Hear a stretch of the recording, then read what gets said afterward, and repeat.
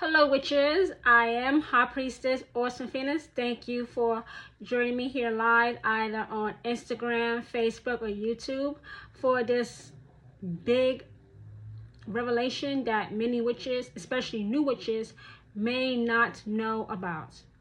So go ahead and share this broadcast with a witch or two or three that must know this information, because it's going to help them. For some witches, finally help them. And the title of this broadcast is Curses Are Not Just for People. Curses are not just for people. First and foremost, what is a curse? A curse is a destructive spell. A curse is a finality. A curse is negative, horrible, terrible energy that a witch releases when they have run out of options to be civilized, to be nice, to be understanding, and they have to put a final end to a person, or get this, a thing, a habit, a situation. Curses are not just for people. A witch does not release the horrible, terrible, destructive energy of a curse for no good reason. So in regards to people, if a witch puts a curse on you, you deserved it. You must have stepped on that witch's toes one too many times, and now it's over. Now you may be wondering, well, what is the difference between a hex and a curse? This is the best example that I can give you about the difference between the two. A hex is somebody falling down the stairs and having a couple of scratches and bruises. A curse is somebody falling down the stairs, breaking their neck, and dying.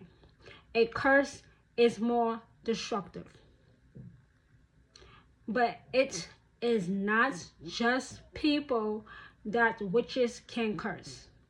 It can be a bad habit, a bad situation, a bad circumstance that they have gotten themselves into. So let's say you are in a toxic, horrible workplace, work environment. You hate your job. So you curse it. You curse the energy surrounding it so that something will break, so that negative, evil energy will break and work in your favor. If you have a bad habit, if you are a smoker, a drug addict, an alcoholic, curse it. The same way you would curse a person, put it on your altar. Go to your chosen God or goddess or ancestor or spirit animal or familiar and curse it. Command it to bow. Command it to leave your life, to never return again. Curse it. You can curse more than just people. If you have a fucked up situation going on in your life, curse that fucked up situation. Because one thing about witches, they are not going to just let life happen to them. Witches create their own life. Witches do not let life just happen to them. Yes, absolutely. You can curse more than just a person. You can curse a bad situation. Think of the worst situation that you have been through, or a terrible situation that you are going through right now, and you see it as a living, breathing entity that has trespassed into your life, and you want to evict it. You want it gone.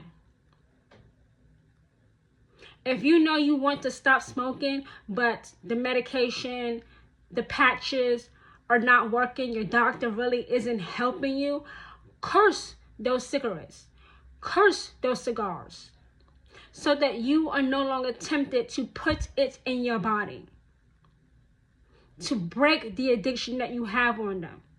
If you are drunk, curse the Hennessy, curse the Grey Goose, curse the wine, so that you may no longer wake up drunk in a ditch somewhere, or wake up drunk next to somebody in bed that you don't even know. Curse it. So how do you curse it? You place the item or something very similar to the situation on your altar. So for me personally, I would place the item on my altar and say, you are evicted from my life. You no longer have access to my life. I no longer want you in my life. You are gone today. This is your final day existing in my realm of existence. You are gone. Your presence here in my life is disgusting to me. It's offensive to me. There is no place for you here anymore. And mean it. Mean it. Mean those words. And your chosen God or goddess will add their strength to your own effort to break that toxic habit. If you have a toxic hobby, if you have put yourself in a toxic situation, you do the same thing. The exact same thing. Curses are not just for people. Because you don't want to be one of those witches that is always turning its wheels, but doing nothing more but digging a bigger hole for you to fall into head first. No, that's not going to be you after you watch this broadcast. That's not going to be you. You can curse more than just people. You can curse bad situations, bad habits, bad circumstances that you have gotten yourself to. You do not have to be a victim of them. You will no longer be a victim of them. It will not take any more years off of your life. It will no longer keep you stuck. It will no longer keep you spinning your wheels. It will no longer have control over your life, because when you are a witch, you are the creator of your own life. You are. You do not let life just happen to you. If you are a witch right now watching this and you are letting life happen to you, you are not a witch, unfortunately. You are not. When you become a witch, your life should be easier, happier, more prosperous. You should have abundance. You should have people around you that want the best for you, with nothing expected in return. You should have a life as a witch with no sorrow added onto it. Curse the situation. Curse the bad habit. Curse the circumstances that you have gotten yourself into. You do not have to be a victim. You can absolutely curse these things, and you should. I'm not saying that the curse won't work on people. Of course, curses work on people. Curses work on people who deserve to be cursed.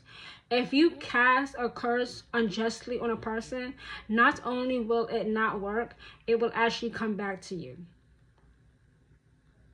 But like I said earlier in this broadcast, witches do not curse people for no good reason. If a witch puts a curse on you, you did something fucked up. And you are about to find out. You are about to find out the hard way, unfortunately. Like, horribly, terribly so. Because we do not release that type of toxic, horrible, terrifying energy for no good reason at all. It's not just people that you can put a curse on. Think of what's holding you back right now. Go to your altar. Go outside into nature. That's better, because that is what witchcraft is. Witchcraft is working with the energy found in nature to bring about real, significant, and permanently positive change. That is the only, let me be very clear, that is the only definition of witchcraft. Working with the energy found in nature to bring about real, significant, and permanently positive change. Now, with all types of spell work, when it comes to cursing something other than a person, you have to do something else called real world action. That means you have to do your part. So you may have to leave that job. You may have to resign. You may have to finally stop buying the cigarettes, stop buying the weed, stop buying the cigars, stop buying the alcohol, stop buying the wine. You may have to stop doing those things. That is part of doing real world action. No spell works without you doing something first. It's not enough to just do a spell and hope for the best.